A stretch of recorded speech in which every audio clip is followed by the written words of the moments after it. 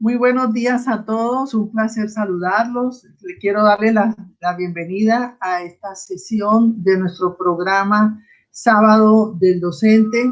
Es un programa de actualización y cualificación docente que ofrece la División de Ciencias Básicas de la Universidad del Norte en colaboración con el Instituto de Educación. Nos encontramos los sábados con los profesores de Ciencias Naturales y Matemáticas en una comunidad de práctica que hace encuentros de intercambios de experiencias con invitados nacionales e internacionales para hacer lecturas y revisión de experiencias de aula desde distintos enfoques, teorías pedagógicas, didácticas, y para poder revisar las prácticas de aula que están desarrollando nuestros profesores, todos interesados en mejorar continuamente para ofrecer mejores espacios de aprendizaje y formación de nuestros estudiantes.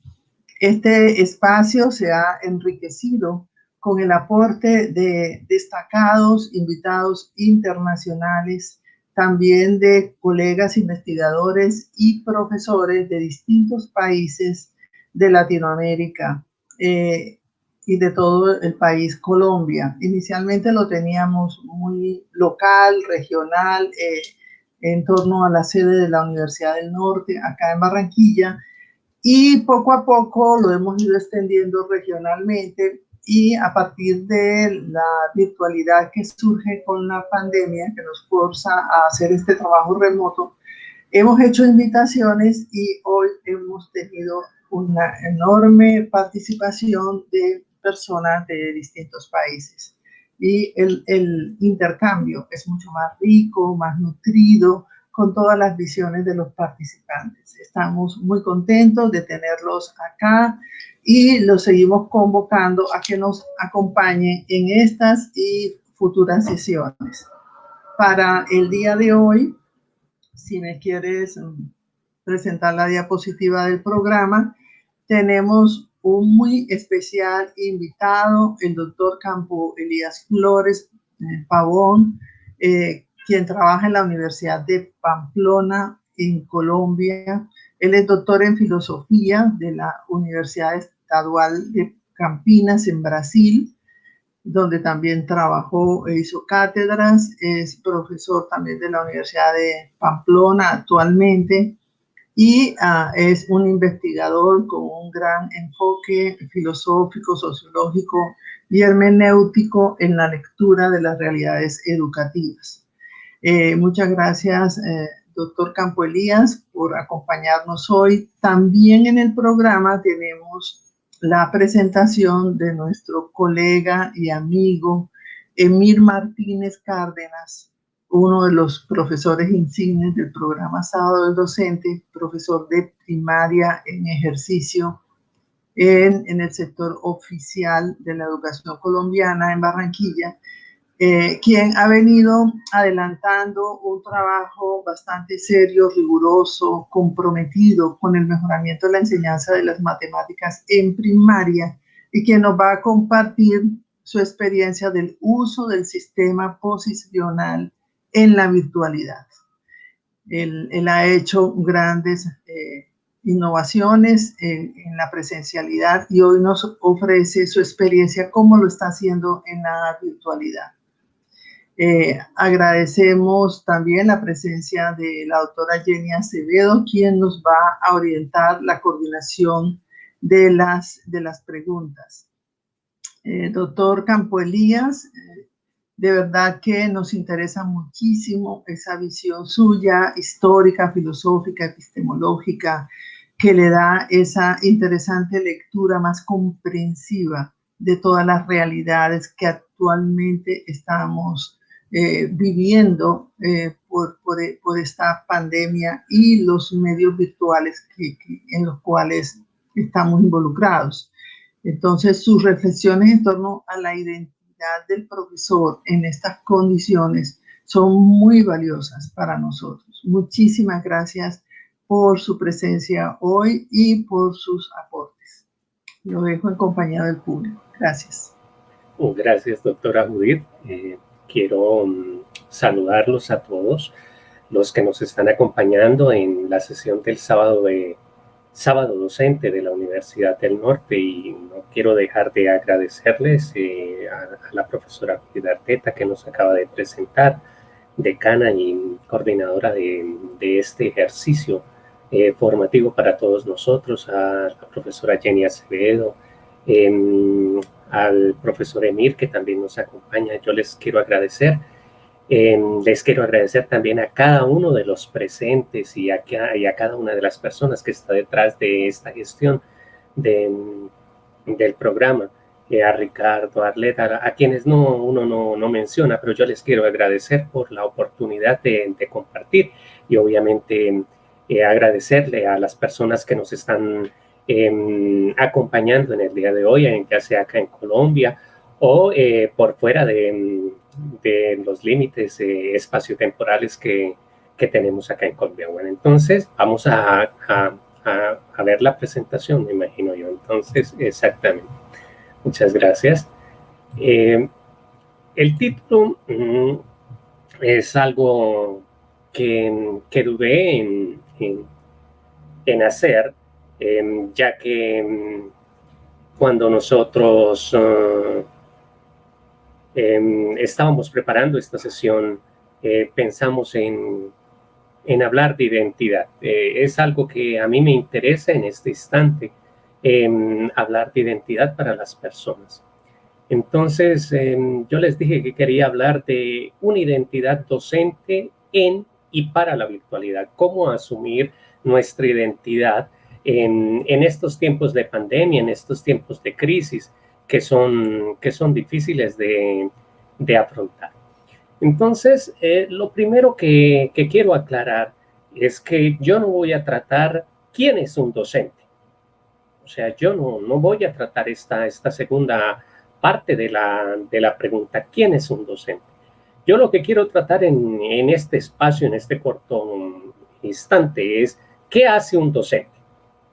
Esa es la pregunta que me interesa trabajar en estos instantes con ustedes, y lo voy a hacer desde marcos generales, no lo voy a hacer desde marcos específicos, porque una cosa es, por ejemplo, un docente que es administrativo, otra es un docente que es investigador, otra es un docente, sin importar si usted trabaja matemáticas, física, química, biología, y si lo hace en educación superior, en educación media, o en educación primaria o en educación infantil, con los más pequeñitos que están empezando. Entonces, yo no voy a particularidades, sino porque no nos alcanzaría el tiempo. En el día de hoy simplemente quiero trabajar qué es lo que hace un docente, esa identidad a partir de lo que hace un docente. Entonces, para eso, quiero partir con una interacción con ustedes.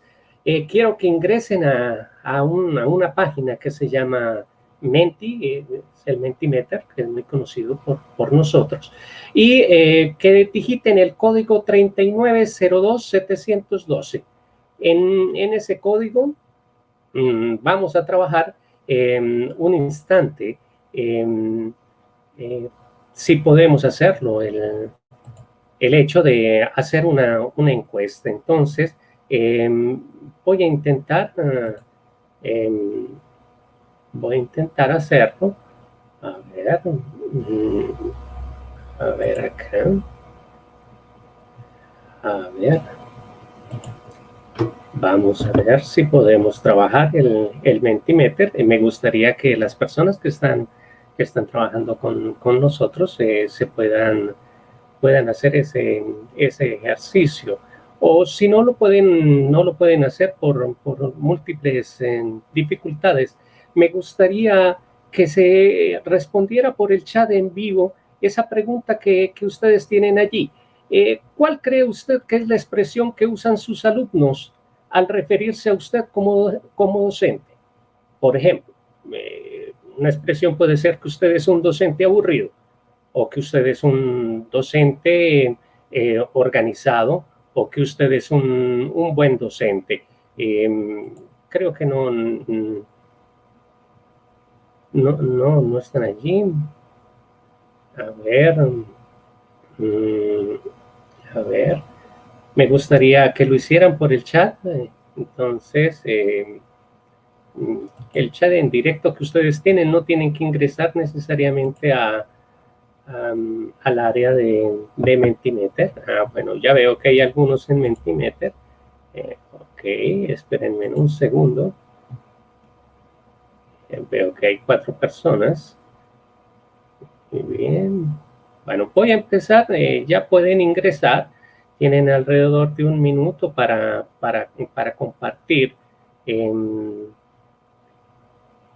Para compartir esto, estas reflexiones. Ya pueden ir anotando cuáles creen ustedes que son las impresiones que obviamente van teniendo sus estudiantes sobre ustedes como docentes. Hay 6 personas conectadas, no hay ninguna dificultad.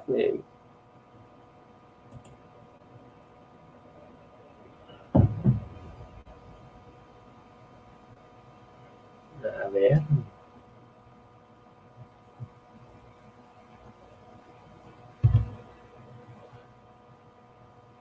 A ver, tenemos 15 segundos más, a ver si podemos ver.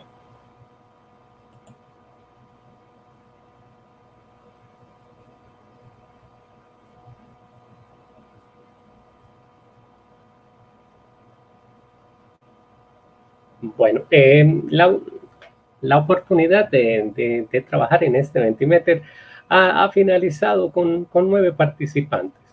Entonces, vamos a intentar, eh, intentar ver. Bueno, entonces voy a dejar de compartirles un instante la pantalla acá y los códigos están acá. Voy a compartir la pantalla acá, de la aplicación en Mentimeter. A ver, acá, para que vean qué fue lo que pasó. Creo que la están viendo. Entonces, miren, hay algo bonito en lo que ustedes han anotado, las personas que han participado. Mire, ¿cuál creen que es la expresión que usan los alumnos al referirse a usted? Algunos han dicho que usted es un profesor chévere, que otros han dicho que es organizado, que es un buen docente, que es responsable, que es tecnológico, que es riguroso. Otros han dicho que es estricto. A otros han dicho que usted es el mejor. Otros han dicho que es cauteloso, que cantaletoso, perdón. Qué interesante, ¿no? Otros han dicho que es muy puntual, que es divertido, que es creativo. Eso me alegra muchísimo. Que se esté diciendo esta realidad con referencia a lo que nosotros hacemos, porque está mostrando, obviamente, qué es lo que nosotros somos. Bien, entonces voy a continuar con esta interacción. ¿Por qué quería conocer el punto de vista con referencia a qué hace un docente? ¿No? ¿Y qué es lo que los alumnos piensan sobre uno? O sea, porque lo que los estudiantes piensan sobre uno es lo que uno es, de alguna manera, como docente. Esa es nuestra identidad. Estaba pensando en aquel que dijo que es cantaletoso o aquella que dijo que era cantaletosa, ¿no?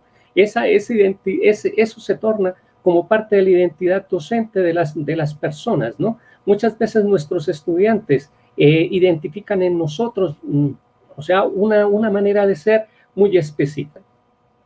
Aristóteles decía de alguna manera que nosotros somos lo que hacemos y somos lo que hacemos repetidamente. O sea, por ejemplo, si usted es puntual, ¿no? Usted, ¿no? En su identidad está configurando esa puntualidad, es decir, lo que usted hace, ¿no? Es lo que realmente nos conforma nuestra manera de ser.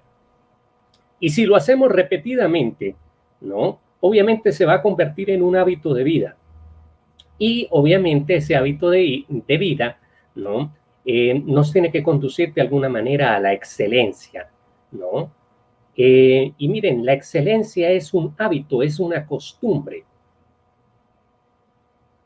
es una costumbre, es algo que usted se tiene que construir. Si usted llega tarde a todo, pues obviamente usted va a ser una persona impuntual y eso va a ser parte de su identidad. Si usted es cantaletoso, pero si usted, por ejemplo, es una persona supremamente creativa, si es una persona que está enfocada en la preparación de sus clases, eso es lo que constituye. Alguien dijo por allí en el comentario del Mentimeter, ¿no?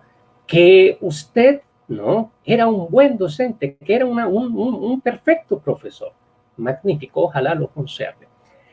Hay otro pensador de nuestros contextos que se llama Eduardo Galeano y él dice que al fin y al cabo nosotros somos lo que hacemos, ¿no? Para cambiar lo que somos.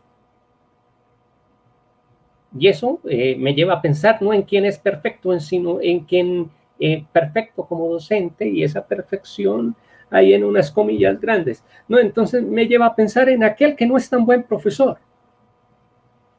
Y aquel que no es tan buen profesor, que no tiene esos hábitos que menciona Aristóteles, pues obviamente tiene que ser una persona que tiene que hacer cosas para cambiar. Miren, y obviamente, si somos lo que hacemos para cambiar lo que somos, la identidad no es una pieza de museo, ¿no? No es algo que está ahí quietecito en una vitrina, sino que es algo que se convierte en una síntesis, ¿no? De nuestro cada día. ¿Qué haces cada día? Haces lo mismo, haces algo diferente, porque es que eso es lo que eres. O sea, y esa diferencia que nosotros vamos encontrando allí, obviamente, es lo que nos va a constituir nuestra identidad. Y más en estos tiempos de pandemia y de virtualidad. Entonces, ¿qué es lo que hace un docente antes, durante y después de clase? O sea, uno se tendría que preguntar en esa docencia antes, durante y después de clase. O sea, y eso es lo que vamos a revisar a continuación. Entonces, miren, un docente antes, durante y después. Pues antes, durante y después tiene que tener ante todo una cosa, equilibrio, ¿no? Y un equilibrio en la vida docente. ¿Por qué? Porque es que usted no es docente las 24 horas, ¿no? Por lo menos deja 8 horas para dormir, 8 horas para vivir y 8 horas para trabajar, ¿no? 3 por 8, 24. Ahí está su día. El día no tiene 26, 32 horas. Quisiéramos que lo tuviera, pero no es así. Y si usted, por ejemplo, le da más prioridad, ¿no? A dormir que a trabajar, pues obviamente la identidad de usted estará más en el área de dormir que en el área de trabajar en esa docencia. Por ende, mire, usted tiene que tener equilibrio en el trabajo y en su vida personal, ¿no? Y como docente centrarse allí, ¿no? Entonces, tremendamente nosotros tenemos que tener, miren, este latinajo que está ahí, hic et nunc, equilibrio en la vida docente, aquí y ahora. Aquel que esté privilegiando algunas de esas tres actividades, ¿no? O sea, entre descansar, y estoy hablando del sueño como tal, del trabajar, ¿no? Y de 8 horas para vivir, no, pues obviamente está desfasado aquí y ahora y se estará convirtiendo en algo que usted no es. Usted tiene que darle equilibrio a su vida. ¿Por qué tiene que darle equilibrio a su vida? Porque si usted no le da equilibrio a su vida, usted se va a convertir en un empollón. ¿Ok? Un empollón, una persona, ¿no? Que se cataloga de manera autómata. Y siendo autómata, entonces usted va a hacer las cosas por hacerlas. Y va a perder un poco de motivación frente a lo que usted está haciendo. Nosotros en la vida necesitamos tener motivación. Y obviamente la docencia y la identidad docente, ya sea en estos tiempos, requiere de una motivación. Entonces vamos a revisar qué hacemos antes, qué hacemos durante y qué hacemos después de la clase. Entonces, porque si somos lo que hacemos, entonces vamos a ver qué es lo que nosotros estamos haciendo o qué es lo que deberíamos hacer. Entonces, antes de clase, ¿qué es lo que usted debe hacer? Primero, disponga de una logística adecuada para la docencia, ya sea presencial o virtual, ¿no? Antes de leer ese paréntesis, les quiero decir, miren, digamos que el primer semestre de este año nos cogió con los pies, con los calzones abajo, ¿no? Cerca de los pies. Y entonces, como lo decimos coloquialmente, y entonces nosotros no estábamos preparados, no teníamos internet adecuado, no teníamos computadores, no teníamos un escritorio para estas labores. Nos peleábamos quién utiliza el comedor, que es como la mesa más grande que hay en la casa, para nuestras labores, y papá acá, mamá acá, los hijos acá, todos peleando por un espacio. Y miren, es algo difícil. Un docente tiene que tener un espacio logístico adecuado para la enseñanza. Si no tiene esto, o sea, si usted no tiene un computador adecuado, si no tiene una conexión adecuada, si no tiene algo de paz en su casa, ya sea un estudiante, un profesor, no importa, ¿no? Si usted no tiene esa logística, pues va a ser difícil, ¿no?, desempeñar esa labor. Y eso tiene que ver con lo que usted es, y eso va interrumpiendo lo que usted es. Mire, entre paréntesis dice que con Internet y lo virtual, lo más seguro es que no hay nada seguro. Mire, tú puedes preparar 1000 veces esta sesión que estamos haciendo acá, tu clase, ¿no? Y posiblemente te pones a trabajar en Internet. Se fue la luz. ¿Por qué? Porque empezó a llover. Si se va la luz, créanme, se va a Internet. ¿No? Si se va a Internet, pues no hay clase, tus estudiantes de pronto empiezan a llamarte, vas a recibir 1000 correos, el profesor no quiere hacer, etcétera, etcétera, etcétera. Y mire, y usted tiene que empezar a crear un plan B en esa identidad docente. Es decir, si la virtualidad, ¿no?, está manejada por un medio que no depende de usted, que es la luz, que es el Internet, bueno, lo de los espacios logísticos, sí, ¿no? Pero los otros espacios tienen que ir, ¿no?, respaldados por un plan B. ¿Qué pasa si se va la luz? ¿Qué pasa si no hay Internet? ¿Qué vas a hacer? No vas a hacer nada, pues no, se fue la luz, es que yo no tengo la culpa. Electricaribe, acá en centrales eléctricas, que es CTM, en donde yo vivo, no, pues es culpa de ellos, pues allí sí es cierto, ¿no? Pero estamos hablando de prevenir. Y nosotros dentro de este ejercicio de prevención, ¿no?, en la práctica docente, ya sea del profesor de matemáticas, de quien sea, ¿no?, estamos hablando de que nosotros podemos prevenir. Tenemos siempre que tener un plan B. Profe, ¿cómo desarrollamos ese plan B? Pues depende de la cantidad de estudiantes que tenga, depende del tema que va a trabajar, depende de muchas cosas. Pero les estoy diciendo, nosotros deberíamos tener un plan B. ¿Por qué? Porque les insisto, con Internet lo más seguro es que no hay nada seguro. Ahorita se puede ir la luz acá y ustedes quedan una pantalla negra y yo no sé nada más de ustedes, pero uno debería tener siempre un plan B. Ahora, viene un segundo momento. Mire, ¿cómo está nuestra motivación? Yo les decía, miren, si usted no tiene equilibrio, va a estar desmotivado. ¿Cómo se construye la motivación? Con equilibrio. Homeostasis hablan los expertos en psicología. Creo que nos acompañará más de un psicólogo acá en esta sesión y ellos lo tienen, pero clarito. ¿Qué necesita usted? Miren, dormir, vivir y trabajar. Yo pongo rangos de 8 horas, pues porque es lo que se me viene más fácil a la cabeza, pero usted puede trabajar rangos de 6 horas, ¿no? 6 horas para dormir, 6 horas para su vida personal, 6 horas para, no sé, vivir con su familia, con sus hijos, que también requieren tiempo, y 6 horas para trabajar allí. O sea, porque la motivación, ¿no?, es algo que impulsa la labor del docente. O sea, y docente que no está motivado, sino desmotivado, es un docente que no hace las cosas bien, ¿no? Y con la palabra de la motivación viene la pregunta de ¿por qué somos nosotros docentes? ¿No? a mí me tocó, solo pasé en el área que yo estudié, en física, en filosofía, en matemática, en medicina, yo solo pasé allí, yo soy docente o lo que sea que yo soy, pues porque allí fue donde me aceptaron. Pero ¿a usted le gustaban las matemáticas? Pues no me iba mal, no me quedaba dormido, ¿no? O sea, en clase mientras el profesor explicaba, pero ¿por qué? O sea, esa es la razón, solo esa es la razón.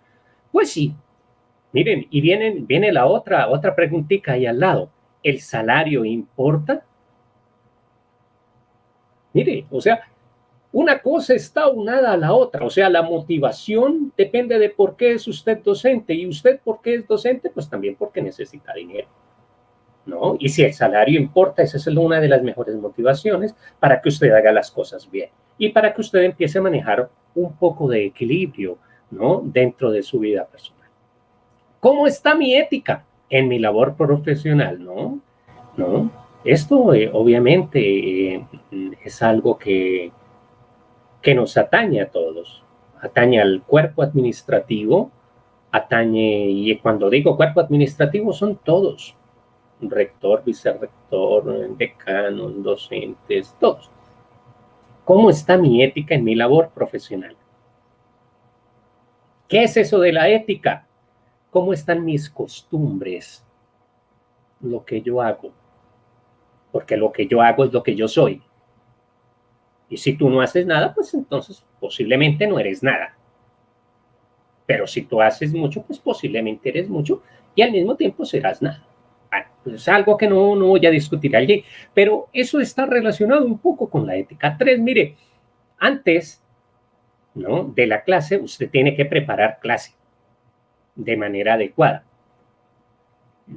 Bueno, ¿y cómo hago para preparar clase? Miren, en esta época todo el mundo se está preparando, hay diplomados, especializaciones, talleres, lo que usted quiera. Estos mismos espacios de sábado docente es para que usted de alguna manera busque herramientas para preparar clase, ¿no? Pero lo cierto es que usted debe preparar clase y debe preguntarse qué herramientas debe usar para la clase, ¿no? Y mire esta otra pregunta que está allí. ¿Será que si no uso herramientas de moda o tecnológicas, por ejemplo, como el Mentimeter que ustedes han trabajado ahorita, ¿no? No sirvo para la educación virtual? Y si no sirvo, o sea, si no uso estas herramientas, ya me mandaron a recoger. O sea, ¿será que si usted no hace su labor docente como los demás esperan que se haga en estos tiempos de virtualidad, usted es un mal docente y por ende usted no sabe utilizar las tecnologías y por ende a usted lo recogen y ya, chao? Usted no sirve para esto. Eso es algo que nosotros debemos pensar y que hace parte de nuestra identidad. Si la docencia, ¿no?, es manejar herramientas virtuales. La docencia en la virtualidad. Obviamente, tiene que ver con esto, usted tiene que capacitarse para manejar algunas herramientas en la virtualidad. Pero miren, si usted no usa herramientas virtuales, sino si usted usa, por ejemplo, material concreto, usted es un buen docente y usted es tan tecnológico como los demás. Y la identidad del docente no depende de la tecnología, depende de lo que usted hace y del esfuerzo que usted hace por transmitir las cosas, ¿no?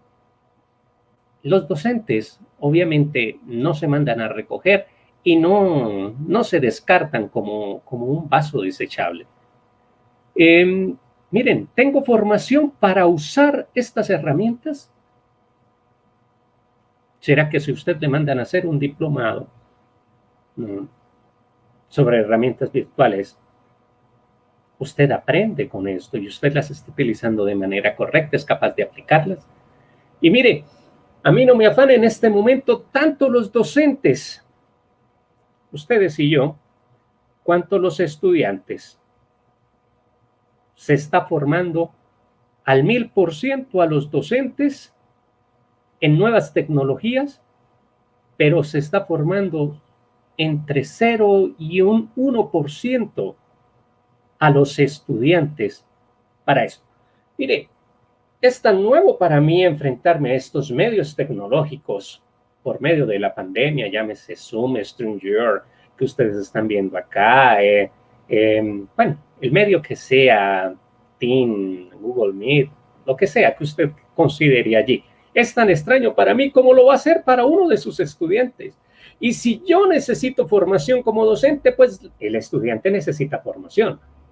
¿Cuánta formación se le ofreció a los estudiantes para aprender a manejar las plataformas virtuales? La gente cree que los estudiantes saben manejar el tema de la virtualidad al 1000% y eso no es así. Entonces, creo que en esta discusión de la identidad docente, el docente tiene que velar por eso. Y una de las cosas que nosotros debemos hacer, ¿no?, es, además de enseñar lo que debemos enseñar en el currículo, es enseñarle a los estudiantes cómo manejar las herramientas tecnológicas que usted y yo conocemos. Porque si no, serán unos analfabetas digitales. Eso es algo que después podemos discutir.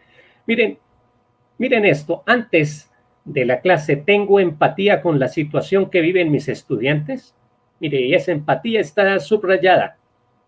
Usted tiene la capacidad de ponerse en los zapatos de sus estudiantes. Usted lo ha pensado. Usted ha pensado cómo viven sus estudiantes. ¿Cuántos hermanos son? ¿Cuántos computadores hay? ¿Qué tan buena conectividad hay? Usted lo ha pensado. Las dificultades que tienen ellos. Usted se ha puesto en los zapatos de ellos. Y a pesar de todo, usted es exigente.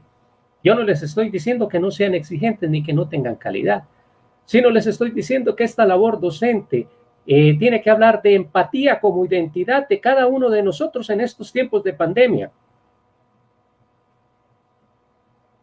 Yo no puedo pensar que todos están en la misma condición que yo estoy. Y eso me tiene que conducir un poco a la inteligencia emocional. ¿Cómo es que yo estoy manejando mi inteligencia emocional, ¿no?, con referencia a mi labor aplicada a la educación? ¿Qué es eso de la inteligencia emocional? Entonces, uno se pone a pensar. Miren, el docente antes piensa, miren, la empatía, y esa empatía ayuda a construir esas relaciones, ¿no?, de inteligencia emocional, acá la cámara, miren, que me une con mi estudiante y sabe en qué situación está. ¿Para qué? Para comprenderlo. Para nadie, miren, es fácil lo que estamos viviendo. Para usted como docente no es fácil. Ahora imagínese para el estudiante. Y además si es un adolescente, la adolescencia da muy duro. O sea, por Dios, el docente tiene que hacer parte de esto. Bueno, y ya después de que usted ha pensado todo esto, ¿no?, entonces usted dice, profe, ¿qué hacemos allí? Profe, ¿qué vamos a hacer allí para preparar clase? Miren, un modelo, si usted es matemático, físico, químico, etcétera, es una metodología que se llama Lesson Study, que es de origen japonés, que es muy buena para preparar clase y para que usted como docente mejore. Yo no voy a hablar en este momento de Lesson Study. No, o sea, no es porque no sepa, sino porque no tengo el tiempo. Pero ustedes tienen acá una profesora, la profesora Jenny. Ella tiene una teoría muy bonita que se llama el Global Lesson Study. Podría preguntarle algún día cómo se hace para aplicar Global Lesson Study para preparar clases y mejorar en lo que yo soy. Miren, la cuarta pregunta, ¿qué hago si no preparo clase? De pronto hay un día que yo no puedo preparar clase. ¿Por qué? Porque amanecí de mal genio, dolor de cabeza, 1000 reuniones, 1000 compromisos. Y fuera de todos los niños tenían que hacer un proyecto para el colegio y yo les tenía que ayudar. ¿Qué pasa si yo no preparo clase? Si yo no preparo clase, ¿puedo improvisar? Esto me hace mal docente. Si usted no prepara la clase, eso e improvisa, lo hace mal docente. Importa, mire, tiene alguna clase de importancia la calidad con que usted prepara sus clases y las ofrece a sus estudiantes.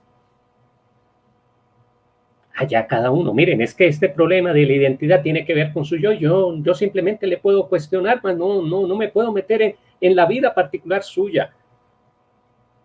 O sea, en su vida privada nadie se mete, solo usted, y usted sabe cómo maneja las cosas.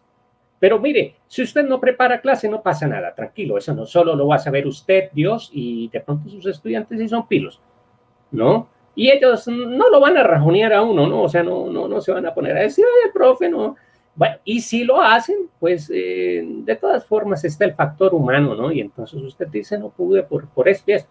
Pero el problema es si usted hace constantemente esta práctica de no preparar clases, se improvisa, de pronto esto sí lo puede convertir en un mal docente. Pero que una ocasión, 2 ocasiones no lo hagas, no hay ningún problema. Tranquilos, allí está todo bien. 5, ¿será que debo investigar para mis aulas?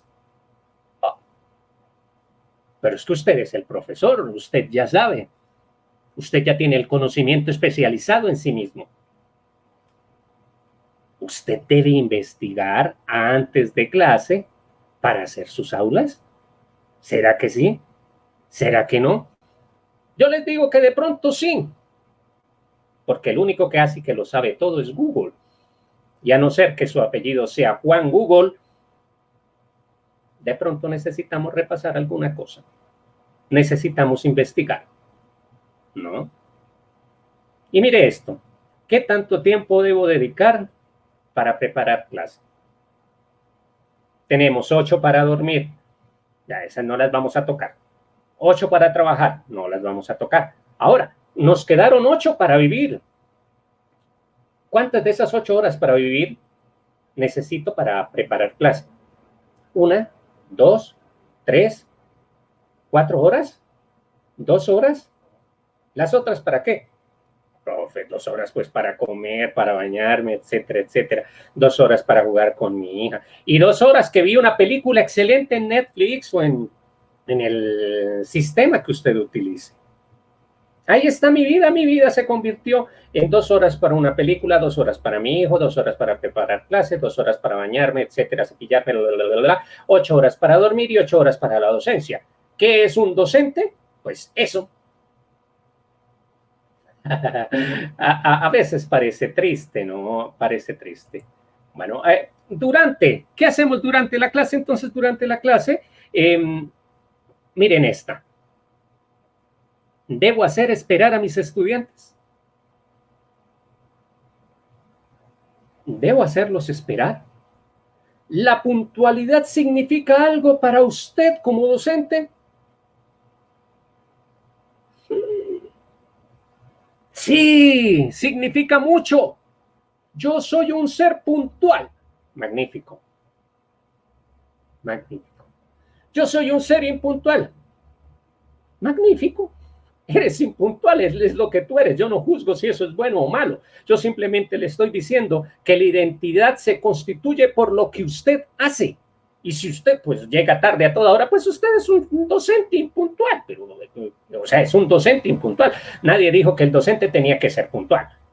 Pero miren, los estudiantes miran que uno los hace esperar a ellos. Pero ellos no lo pueden esperar a uno. O sea, el caso contrario no se da. Por ejemplo, tienen que entregar un trabajo sábado a mediodía, ¿no? Y si lo entregaron a las 12:30, no, yo no se lo recibo. Ustedes son impuntuales.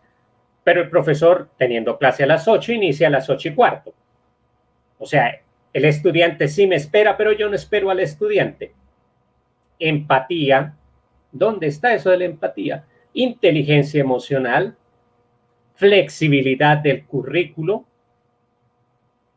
¿no? Y además profesionalismo, ¿no? Porque los profesionales nos dijeron que debíamos ser puntuales. 2, miren, conozco los preceptos éticos y legales para una clase en línea. Esto daría para una sola sesión. Mire, ¿usted conoce qué es el artículo 27 de la Constitución de Colombia, que se llama libertad de cátedra? ¿Y qué le ampara eso? Magnífico. Si no, hay que leer el artículo 27 de la Constitución después allí. Miren, y otros aspectos éticos. ¿Cómo están manejando ustedes el contenido de datos, imagen y todo lo que pueda generarle a uno problemas por propiedad intelectual en las clases online?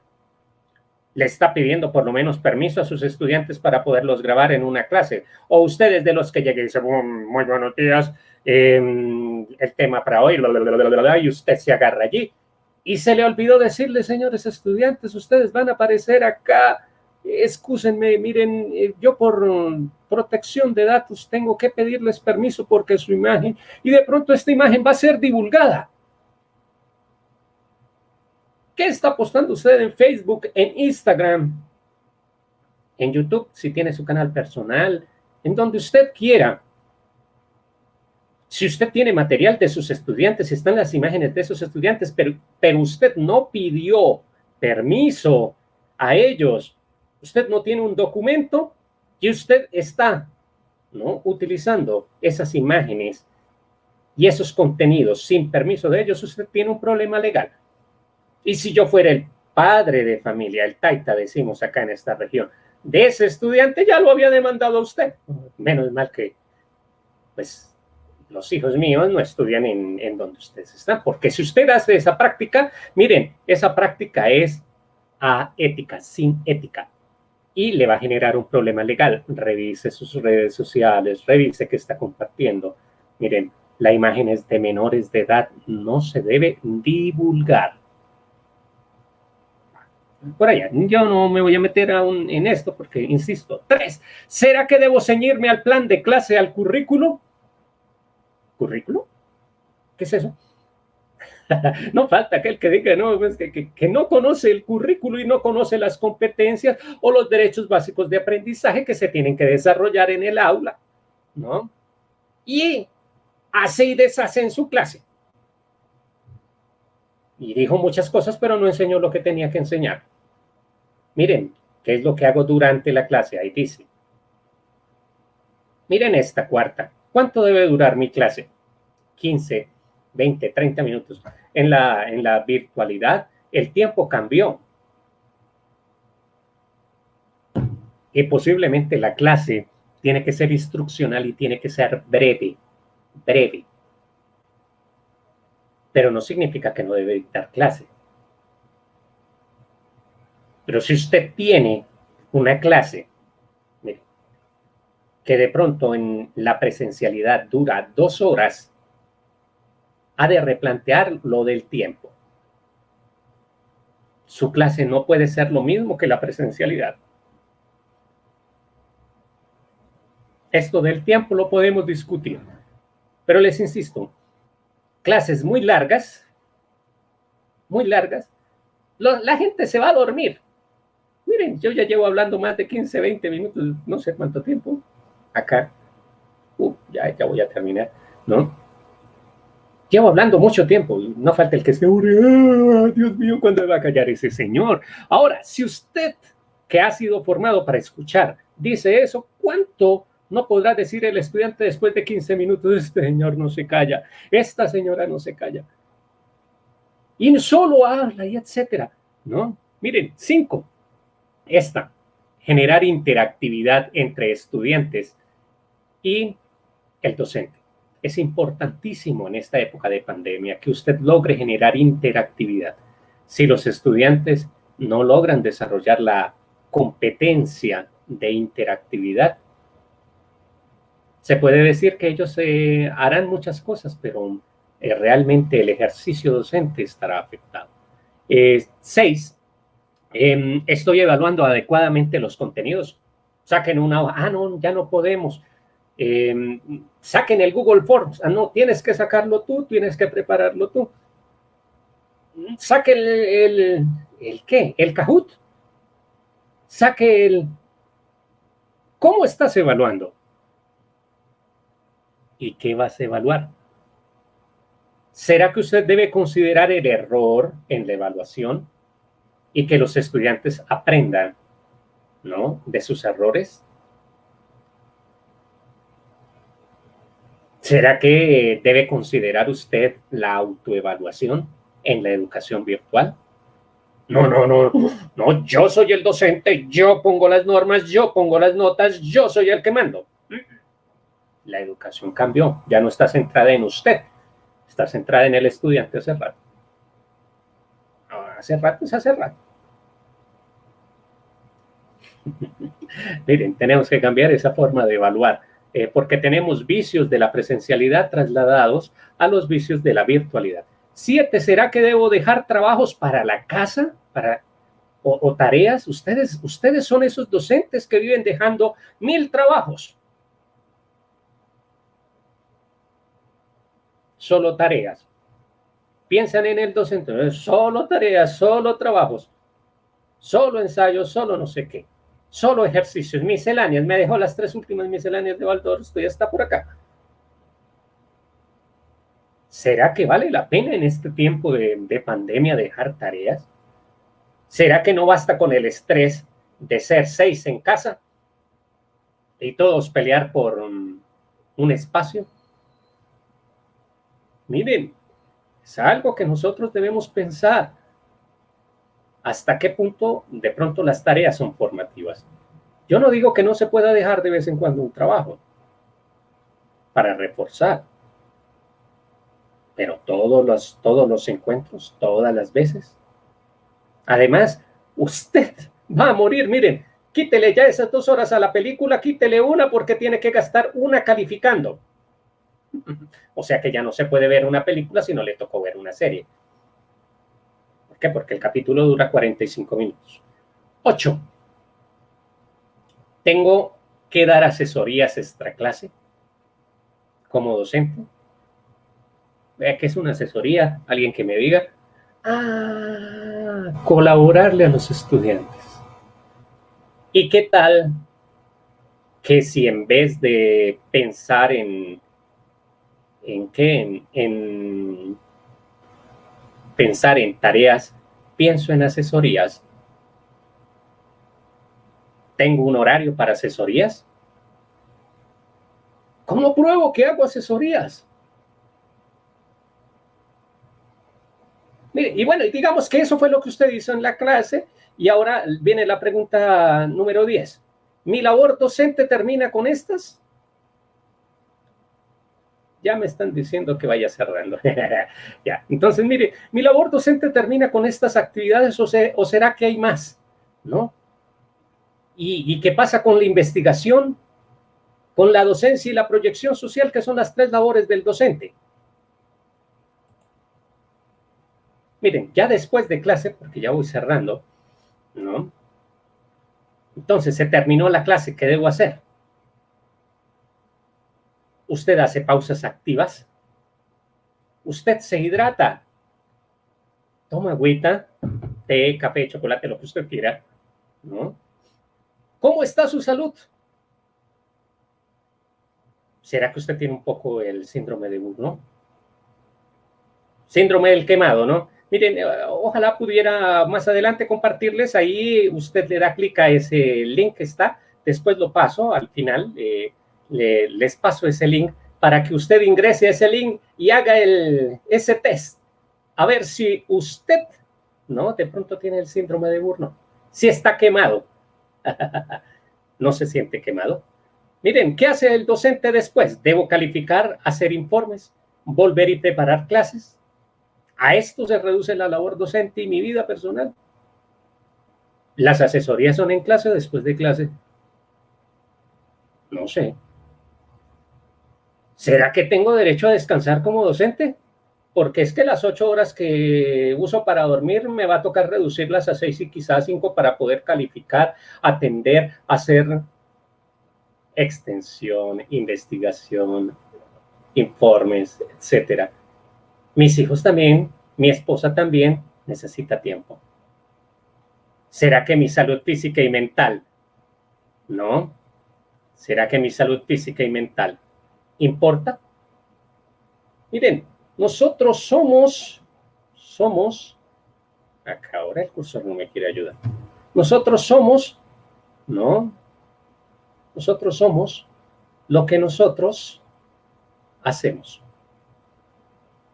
¿Qué somos? Lo que nosotros hacemos. ¿Qué cree usted que debe hacer un docente después de su trabajo? Ya este Mentimeter no lo vamos a hacer por cuestiones de tiempo y quiero respetar mucho el tiempo de quien está coordinando, pero créanme, esa es una pregunta que vale la pena hacerse. ¿Qué hace un docente después de su trabajo? Miren, descansa. Necesita descansar. Necesita dedicarle tiempo a su familia, a su esposo, a su esposa, a su pareja, a su novio, a su amante, a quien sea, a su perro, a sus maticas, a sus gatos.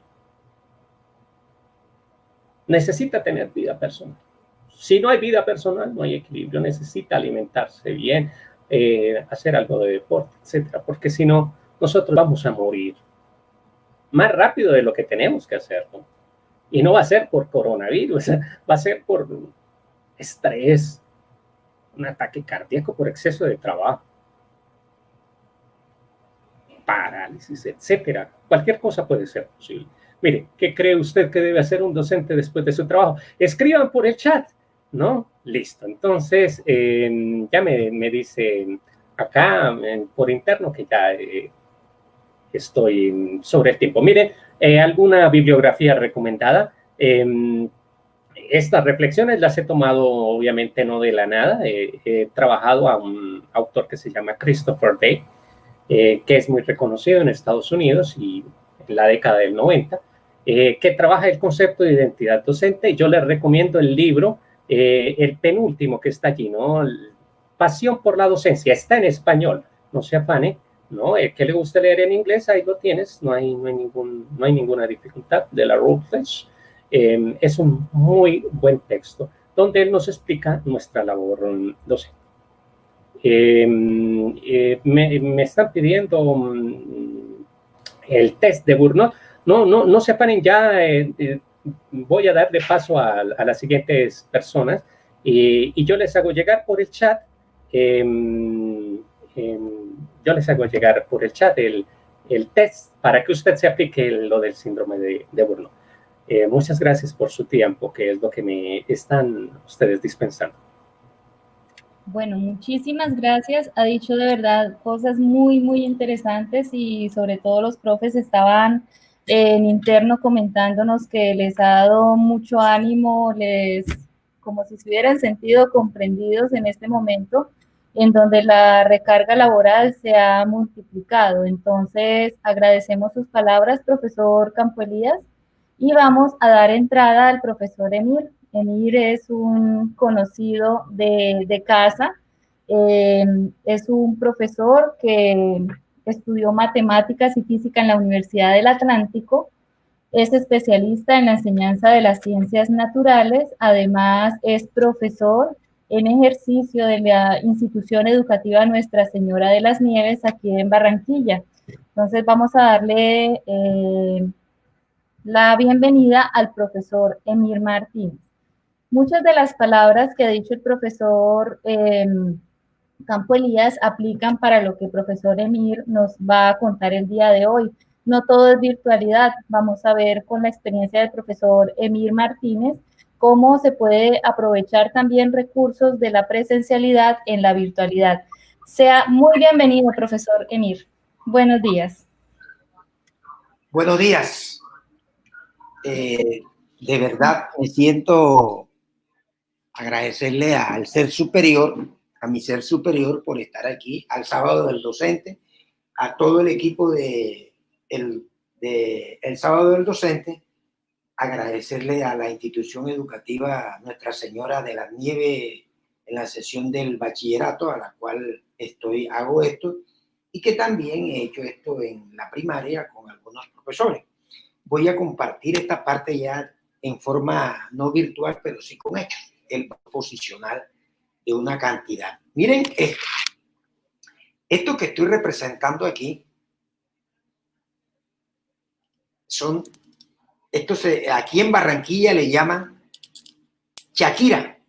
Usted la puede identificar como bolas acrílicas, pero acá en Barranquilla le dicen las Shakira.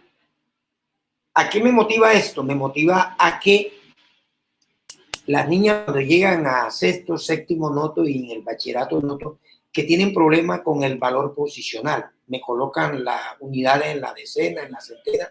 Entonces, me llamó la atención y por eso yo he creado esto. Entonces, miren aquí.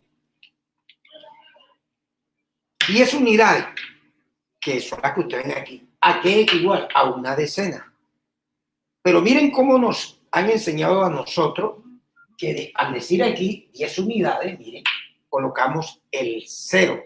El valor posicional del 0 está en la unidad y el 1 está en la decena.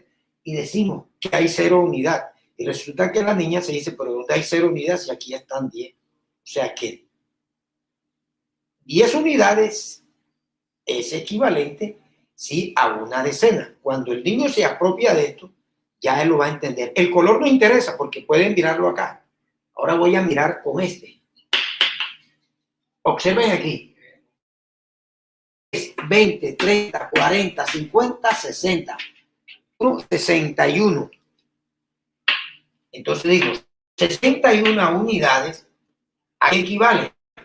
Equivale a 6 decenas más una unidad. Pero ¿qué? Nos dicen que hay una unidad y 6 decenas, lo cual aquí está representando es unidad, son 61 unidades. Aquí está, porque él lo toma, lo verifica y dice, aquí no hay una unidad, hay 61 unidades. Ahora sí, mire que es equivalente a las 6 decenas. 1, 2, 3, 4, 5 y 6, más una unidad. Entonces vemos que es equivalente a 6 decenas más una unidad. Paso acá. Aquí hay 70 unidades, 10, 20, 30, 40, 50, 60 y 70. Miren los colores para que lo identifique. ¿Qué representa esto? Que las 70 unidades es equivalente, miren, a 7 decenas, lo comprobamos. Al escribirlo en la parte convencional, nos enseñaron a nosotros que hay 0 unidad y 7 decenas. Y resulta que la niña está viendo esto y dice, ¿dónde hay 0 unidades? No, aquí está viendo 70 unidades. Luego, estas 70 unidades sí equivalen a 7 decenas, como lo ven aquí. Y sigo.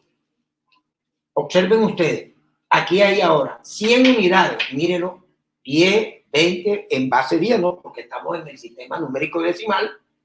10, 20, 30, 40, 50, 60, 70, 80, 90 y 100.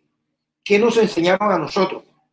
Que dice que hay 0 unidad, 0 decena y una centena. Pero la niña que está viendo aquí, miren, está viendo que aquí lo que hay, que en 100 unidades hay 10. 100 unidades tiene 100 unidades. Ahora, al hacer la conversión, las 100 unidades la convierte en decenas y mire que hay 10 decenas. 1, 2, 3, 4, 5, 6, 7, 8, 9 y 10. Cada colorcito tiene 10, como está aquí. Y compruebo, y aquí ya no puedo decir que hay 0 decenas, sino que hay 10 decenas. Ahora voy a convertir estas 100 unidades, la voy a convertir en centenas, o sea que voy a formar un grupo de a 100. Entonces aquí está, vean, todo el grupo de 100. Y vemos que podemos afirmar, al leer esto, podemos decir que 100 unidades equivalen a 10 decenas, mírenlo, y también equivale a una centena, como está aquí. Y el niño puede interpretarlo cuando ya él se apropia de esto y coloca aquí 735 unidades, él va a aprender a leerlo y dice 735 unidades, hay 735 unidades. Al convertirla, esas 735 unidades, la va a convertir en decenas. Y mire que enseguida lo saca, hay 70 decenas. Y le sobran las 5 unidades porque ahí no se pudo aplicar, no alcanzó para formar las decenas. Después él va a decir, en 735 unidades, ¿cuántas centenas se forman? Se forman solamente 7 porque está el valor posicional de la centena. Y me sobran ahí 35 unidades, que es equivalente a 3 decenas más 5 unidades. Pero aquí es la forma con que él lo interpreta. Ahora, ¿Qué puedo hacer yo? Miren aquí, cuando con esto yo puedo sumar. Puedo sumar. Miren que aquí hay 10. Voy a sumar 1 más 9. Mira que aquí está. 1, aquí están 9 y me da 10. Mira, no me preocupo tanto por el algoritmo en el tablero, sino aquí que la niña lo vea, porque esto es tangible, este material es accesible. Entonces, puedo hacer esto, otro. 3 más 7, entonces mire, va 3 y más 7, mire que me da 10. O puedo decir 7 más 3, mire que también 7 más 3 me da 10. Puedo aplicar con esto también la resta. Puedo hacer lo siguiente. Miren aquí, hago aquí así. Aquí hay 7 menos 3. Le digo, a 7 le quito 3, aquí están. Y quito aquí y se lo quito aquí. Y mire la respuesta que me da, 4. Puedo hacer la multiplicación. Mire que con esta aquí, para que me lo entienda, voy a multiplicar 2 por 5 para que me dé 10. Entonces, mire, ¿qué me está indicando? Es la multiplicación del 2. Me está indicando que voy a formar grupos de a 2. Entonces lo formo 1 para multiplicarlo, 2, 3, 4 y 5. Ahí está la operación. Vean. 5 grupos de a 2, 2 por 5 me da 10. Ahora, puedo dividir, aplicar la operación de la división con este material. Ahora digo, 10 entre 2. Mire lo que acabo de decir. 10 entre 2. ¿Qué me está indicando? Que voy a dividir, voy a formar grupos de a 2. ¿Cuántos grupos de a 2 se forman? Entonces coloco 1, la niña lo ve. 2, 3, 4 y 5. O sea, que 10 entre 2 le cabe a 5. A 5. 1, 2, 3, 4 y 5. Y miren aquí, o sea, que la niña lo está viendo, el niño lo está viendo en forma concreta con este material. Ahora puedo decir 10 entre 5. ¿Qué me está indicando el 5? Que voy a dividirlo en grupos de a 5. ¿Y cuántos grupos de a 5 me salen? 2. Entonces puedo decir que 10 entre 5 le cabe a 2. Formé 2 grupos de 5. 5 por 2, 10. O sea, con este material me ha sido más fácil que las niñas. En mis clases, cuando le veo esa dificultad, yo me llevo una mochila donde empaco todos estos materiales y los saco y le digo aquí, y ella comienza. Mire, lo puedo hacer con inexacta. Observe. 10 entre 3. ¿Qué me está indicando? Que voy a formar grupos de A3. Aquí estaba. Y 10 entre 3. ¿Qué me da? Me da 3. Pero me sobra una. Y miren, aquí puedo aplicar. Ahí está. 3 por 3, 9. Y me sobró. O sea, es inexacta. Y como pueden ver, este material es sencillo. Acá,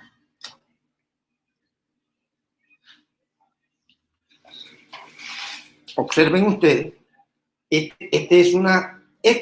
hay 113. Este es 113 unidades.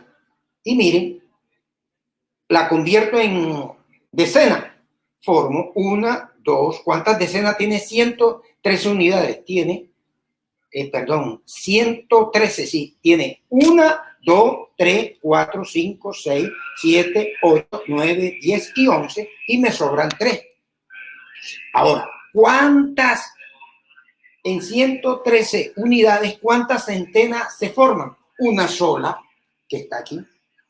Y mire que me sobran esta parte. Mire lo que me sobra, ahí lo puedes ver, lo que me sobró. Y aquí está. Entonces, como pueden ver, este material es fácil de manejar, es importante y que a mí me costó. Pude observar las dificultades de las niñas y con este material he logrado que las niñas le cojan amor a las matemáticas, porque no he utilizado tanto el tablero, sino que después cuando ella se apropia de esto, entonces trato de hacer el proceso, fíjate bien, el algoritmo para que ella lo entienda. Entonces es interesante esto y lo dejo para que vean ustedes qué es la importancia. Muy bien, profesor Emir, muchísimas gracias. Fíjense que es un ejemplo muy sencillo que el profesor Emir está usando y que ha usado frecuentemente en la virtualidad, viendo algunas necesidades que han tenido sus estudiantes. Vamos entonces a hacer un espacio de preguntas, de reflexiones en conjunto, y vamos a invitar entonces nuevamente al profesor Campo Elías y al profesor Emir para que nos acompañen en esta sesión. Bueno, hemos recibido muchísimos mensajes de agradecimiento de las presentaciones, de las dos presentaciones. Han hecho unas muy buenas reflexiones frente al trabajo en la virtualidad. Entonces, vamos a hacer algunas de las preguntas que nos proponen los participantes. Y empiezo con el profesor Campo Elías. Hay preguntas para cada uno de los conferencistas. La primera pregunta es, profesor Campo Elías, ¿cómo hacerles entender a los jefes que las demandas deben ser iguales para todos los trabajadores? Antes de esto, habían comentado que para quienes no tienen hijos, para quienes no viven con una familia, sino de forma independiente, como que se les recargara más el trabajo. Y pues es necesario hacerles saber a los jefes que las demandas son iguales para todos los trabajadores. ¿Cómo conciliar la vida laboral, familiar y personal cuando hay tantas demandas desde lo laboral? Profesor Campo Elías, ilumínenos ahí. Gracias. Es una de las preguntas que tal vez yo esperaba que se hiciera. Miren, una de las primeras cosas es algo que usted tiene debajo de la nariz. Mire, ¿qué tiene debajo de usted de la nariz? No va a ser esta barba tan fea como la mía, ¿no? Si usted es una dama, pues serán unos labios muy hermosos, pero los labios corresponden a una función que es la boca. Mire, si usted no manifiesta su inconformidad, es lo primero que usted tiene que hacer. Usted como empleado tiene derechos. ¿Qué? Que usted como empleado tiene derechos y tiene una cosa, miren, importante, que es disentir. Miren, si en su trabajo no le dan oportunidad a disentir a usted y usted no tiene suficiente confianza con su jefe para decirle, me está matando, pues ahí está mal. Miren, otra cosa, ya sea usted contratado de planta o qué, allí hay unas funciones y dentro de las funciones hay algo que es el horario de trabajo. Para que sea trabajo en Colombia, el derecho dice que tiene que tener usted un jefe directo, un sueldo y adicional tiene que tener un trabajo y unas prestaciones sociales. Digamos que las prestaciones sociales se le cumplen, el trabajo, el jefe lo tiene usted perfectamente. Miren, usted obtiene esto, pero el horario de trabajo en Colombia se está fraguando, miren, por parte del Senado, una reforma donde se aclare que usted tiene derecho a desconectarse. Aún no ha pasado, miren, por la Comisión Sexta de la Cámara del Senado, que es la que tiene que aprobar esto, miren, donde el trabajador tiene derecho a desconectarse y a decir, hasta acá va mi horario laboral y usted no tiene derecho a enviarme un mensaje de texto a las 8 de la noche, porque a las 8 de la noche yo estoy viendo la novela con mi esposa y mi esposa necesita ver la novela conmigo y yo necesito ver también la novela. ¿Para qué? Para distraerme y para que mi salud mental pueda mejorar. Pero miren, primero, usted tiene el derecho al discenso y el discenso se da por su boca. Usted tiene que manifestar, miren, respetuosamente. Lo puede hacer por escrito también, respetuosamente a sus jefes. Tener confianza con ellos y decirles, mire, estoy en esta situación. Y ellos tienen que tener empatía con usted. Mire, les voy a decir, usted me puede dar el siguiente argumento. Es que si no cumplo, me echan. Bueno, vale, perfecto. Tenemos que cuidar el trabajo. Tenemos desempleo en más de 2 cifras, según el DANE.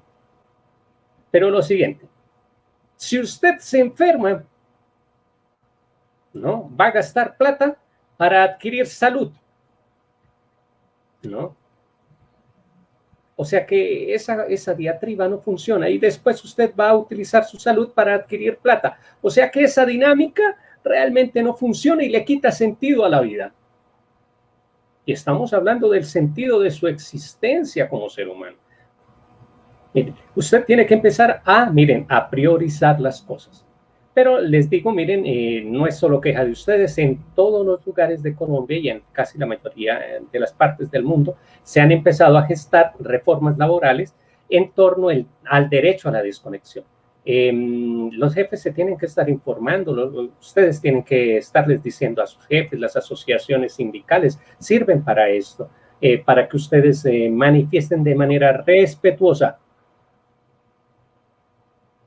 ¿no?, el descenso, el que usted tiene derecho a disentir, que usted tiene el derecho a cansarse. El factor humano importa muchísimo, porque les insisto, si usted gasta su tiempo de vida y pierde la salud para después gastar ese dinero que debería aprovechar en otras cosas, esa dinámica, les insisto, esa dinámica no funciona. Pero créanme que viene una reforma laboral en camino para eso, para que usted se pueda desconectar y estar tranquilo en casa. Muchas gracias. Bueno, ahora la pregunta es para el profesor Emir y antes que pregunta, hay admiración en el público por la creatividad del profe Emir. Profe Emir, le vamos a pedir que prenda el micrófono para que nos conteste la siguiente pregunta. Entonces, una de las personas preguntan en el chat que si esta cuestión del uso del material concreto aún es vigente en bachillerato, profesor. No estamos hablando de material concreto solamente para primaria. Ahí sí el profesor Emir tiene la experiencia, amplia experiencia. Cuéntenos, profe. No, esto debe comenzar, aclaro, esto debe comenzar desde las bases, desde el preescolar y va en secuencia para llegar al bachillerato y continuar, ¿no? Esto es un proceso de, ¿cómo se llama?, de continuidad, porque aquí cuando yo recibo a las niñas del bachillerato, la veo que tienen esa dificultad, que me colocan la unidad en la decena, o sea, tienen esa dificultad y yo veía, entonces me tocó buscar esta parte creativa, utilizarla y ellas la ven, la observan, la manipulan y le ha ido mejor. Las clases mías con esto, yo ando con una mochila y ando cargado de eso ya. Cuando lo saco, venga, y de pronto ya me dicen, profe, pero usted parece que nos va a enseñar todavía como peladito de primaria. Digo, no, pero es que no es peladito de primaria, es para que usted vea que tiene unas dificultades y aquí lo va a ver. Y cuando ella empieza a manipular, enseguida ve lo concreto, lo vuelve a la realidad. Yo soy uno de los que digo que la matemática no es tan abstracta. La matemática que nos las enseñaron así, ¿verdad, Campolillas? Nos las enseñaron de una manera abstracta y que ahora yo trato de hacerla es concreta. Y por eso las niñas, como anécdota, la niña cuando yo llego al salón y entonces me dicen, llegó el profesor más bonito de la institución. O sea, porque le gusta las matemáticas. Ya yo no peleo con ellas. O sea, ya ellas ven dónde está el error y ahí está. En este momento, en la virtualidad, cuando le mando algunos talleres, yo no se los mando, como decía el profesor Campolillas, no es atiborrarlos de una cantidad de problemas, no, sino problemas que ellas empiecen a aplicar el procedimiento y la lógica matemática. O sea que esto es amplio para la primaria y para el bachillerato. Pero hago claridad, si esto comienza desde la primaria, no vamos a tener dificultades cuando la niña llegue al bachillerato, porque es que si no se sigue, ojalá esto se siguiera, lo copiaran y lo lleváramos. Yo siempre he dicho, debemos comenzar desde la base. Muchas gracias, profe Emir. Profe, ¿y usted sí organiza el tiempo como lo dijo el profesor Campo Elías? 8, 8 horas para descansar, para trabajar y la vida personal. Cuéntenos su experiencia, porque es importante ver que profesores de la vida real de nuestras instituciones educativas aquí en Colombia tratan de negociar estos tiempos y de priorizar sobre todo el buen descanso, las buenas actividades personales. Profe, cuéntenos esa experiencia suya, por favor. Mira, estamos trabajando más de la cuenta. O sea, la parte de la pandemia a nivel mundial y a nivel nacional estamos trabajando más. O sea, a mí me llegan trabajos hasta 10 de la noche. ¿Y por qué? Que resulta que el papá a esa hora es que llega del trabajo y lo manda por el vía WhatsApp. Y entonces yo tengo que, ya me va la parte humana, ya, yo no puedo, o sea, en este momento no es ser elástico, pero sí trabajamos más de la cuenta, yo trabajo más de la cuenta, que a veces hasta mi señora me dice, ya está bueno, por favor, cierra eso. Le han jalado las orejas, Emir. Bueno, muchas gracias, profe Emir. Realmente para nosotros es muy importante contar con la experiencia realmente de profesores que llevan el día a día en la enseñanza. Y bueno, hay una pregunta ahora para el profesor Campo Elías y es sobre la profesión docente. Entonces la pregunta dice así, dice si la profesión docente debe estar regulada en Colombia porque tenemos actualmente la Ley General de Educación. Entonces preguntan específicamente sobre estas regulaciones. ¿Cuáles son sus consideraciones al respecto, profesor Campo Elías? Bien, miren, nosotros tenemos la ley 115 con referencia a este ejercicio. Antes de trabajar la respuesta, lo siguiente, miren, yo hablo de los 3 rangos de 8, 8 y 8, idealmente, ¿no? O sea, porque ustedes saben que la realidad desfasa nuestro ideal, pero los ideales son para cumplirlos y para alcanzarlos en un momento. Miren, en cuanto a la pregunta de la regulación de la ley colombiana, yo quiero decirles que esto se ha venido trabajando por las centrales obreras. Miren, el paro virtual de 48 horas 13 y 14 de agosto que se ha vivido en Colombia es precisamente porque los docentes y las centrales obreras están reconociendo, ¿no?, que no hay un buen manejo por parte del gobierno. Yo no estoy diciendo que es determinado colegio, determinada universidad los que tienen la culpa, porque ellos lo único que hacen es cumplir lo que manda la ley, ¿no? Pero miren, las centrales obreras están haciendo fuerza para que se empiece a regular esta labor docente virtual, que indiscutiblemente nos desbordó a todos, ¿no?, los docentes. Pero, miren, una de las cosas que usted tiene que empezar a hacer es, miren, manifiesten esa inconformidad en los lugares de trabajo. Créanme, o sea, si ustedes no dicen nada, todo el mundo va a creer, no, pues Emir está trabajando lo que es, está feliz, está contento, está haciendo lo que está haciendo, ¿no? Y no hay ninguna dificultad. Miren, si ustedes no manifiestan de manera respetuosa, muy claro, ¿no?, esto no se va a poder empezar a gestar lo que se requiere, ¿no?, para que las centrales obreras puedan presionar al gobierno nacional y central para que se haga la reforma a estas leyes. Miren, la ley 115, la Ley General de Educación acá en Colombia, la ley 30 para las universidades, y esta fueron para universidades presenciales, no para universidades virtuales, no para programas virtuales. Por ende, las leyes tienen que cambiar.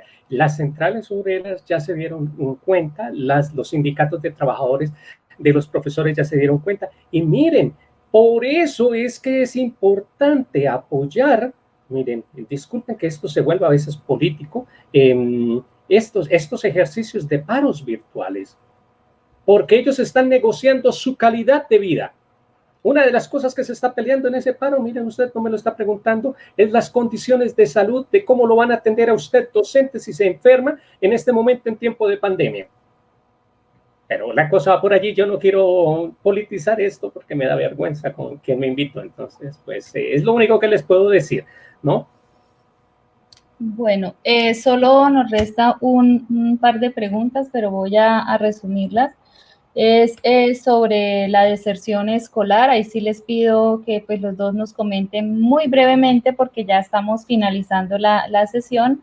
¿Cómo han percibido esta cuestión de la deserción escolar en este cambio abrupto que se tuvo de presencialidad a virtualidad? brevemente, entonces le damos la palabra al profesor Emir y ya enseguida al profesor Campo Elías, y no se nos vayan que hay informaciones importantes para las siguientes sesiones. Profesor Emir, lo escuchamos. Repíteme la pregunta, Jenny, hago el favor. Sobre la deserción escolar, profe. Entonces, ¿cómo han percibido en sus aulas, en su ambiente de institución educativa, cómo ha percibido esta deserción escolar? Es decir, ¿han dejado de asistir estudiantes por este cambio abrupto que hemos tenido de presencialidad a virtualidad?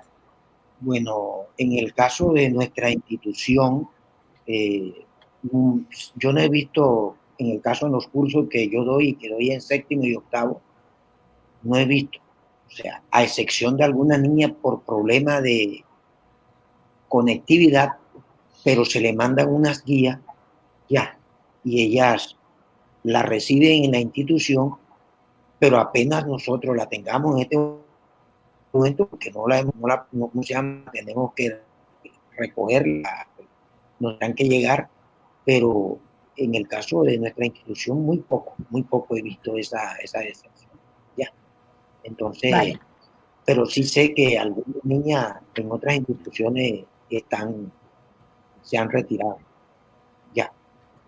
Y otras que se han retirado porque se han ido para otra ciudad, esa es otra cosa, pero también por problema de que la familia se han ido también para otras ciudades. Es eso, Jenny. Vale, muchas gracias, profe Emir. Escuchamos al profe Campo Elías. Yo podría hablarles mucho de esto, porque ya lo he discutido en algún otro lugar. Miren, esto tiene que ver con la democratización del conocimiento y tiene que ver con la brecha digital que se vive en Colombia, es decir, que todas las personas que necesitan educarse no tienen acceso a los medios de comunicación, internet, computador, para que puedan educarse. Miren, si en la presencialidad había deserción escolar, en la virtualidad más.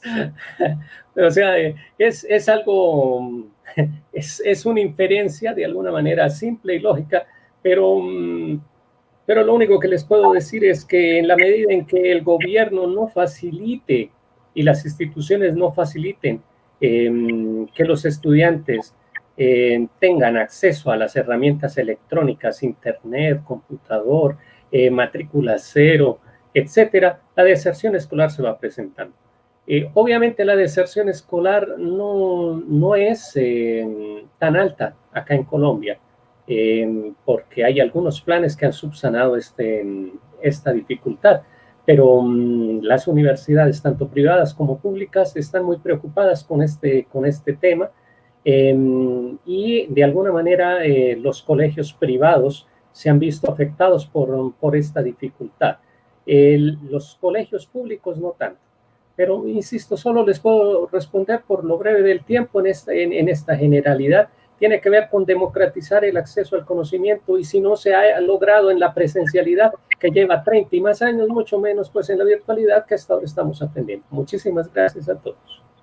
Bueno, muchas gracias.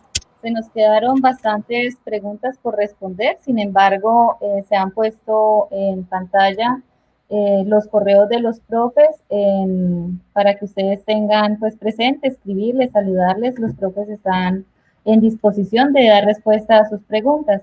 Vamos ahora con informaciones generales que damos al finalizar las sesiones, entonces invitarlos muy cordialmente para el último sábado del mes de agosto, que vienen dos conferencias súper interesantes. La primera es de la profesora Magíster Carolina Villanueva de la Universidad Pedagógica Nacional, que nos va a hablar de astroquímica. Suena súper llamativo ese título. Va a hablarnos de pensamiento crítico en estudiantes de educación básica primaria, entonces es muy pertinente para que los profes nos acompañen. Y también tendremos el taller del profesor Rafael Amador, que es de nuestro Instituto de Estudios en Educación, que nos va a hablar de simuladores para enseñar químicas. Entonces, estas son dos sesiones que están orientadas hacia la química, sin embargo, la invitación es abierta, porque muchos de los aprendizajes que allí tenemos podemos llevarlos a las otras áreas. Bueno, también queremos extender nuevamente la invitación para ser maestros transformadores y que compartan sus experiencias con nosotros aquí en el programa Sábado del Docente. Pueden escribirle a Arlet Orozco y a Melanie Eras con el asunto Soy un maestro transformador, y así como lo hizo el profesor Emir el día de hoy, nos pueden contar brevemente sus experiencias y bueno, queremos escucharlos en este espacio que es de ustedes, profesores.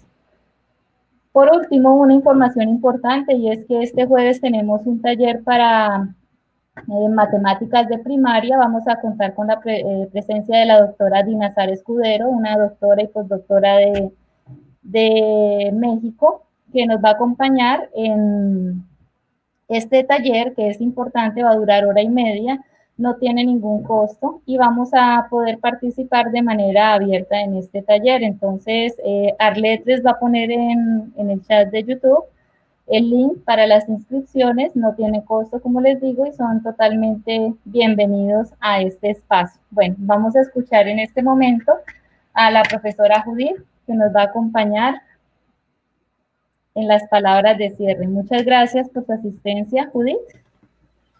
Bueno, agradecer la presencia, la participación de todos. Ha sido una sesión muy interesante, las importantes reflexiones de nuestro invitado central, las experiencias compartidas de nuestro profesor del Sábado del Docente, y bueno, y la riqueza de la asistencia y digamos, la dinámica, porque ha sido muy participativa.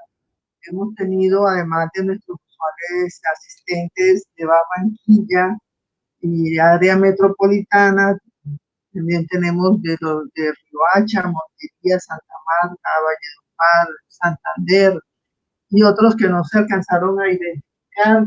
Qué bueno que estén con nosotros, aprovechando estos espacios que ofrece la Universidad del Norte y enriqueciendo todas las reflexiones que retroalimentan toda la actividad docente en los distintos niveles educativos. Muchas gracias a todos, Jenny, por todo tu apoyo, y a todos.